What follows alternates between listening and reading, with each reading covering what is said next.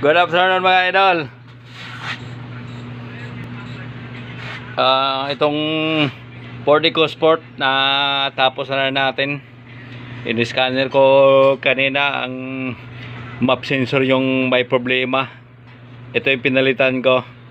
Map sensor. Dito nakakabit sa intake manifold yan.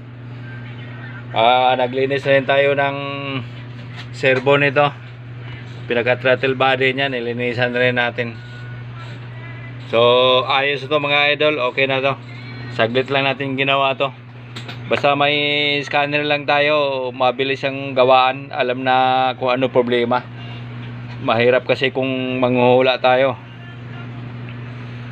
At saka yung Avanza, mandar na, tapos na. Nasa labas ko pinarking.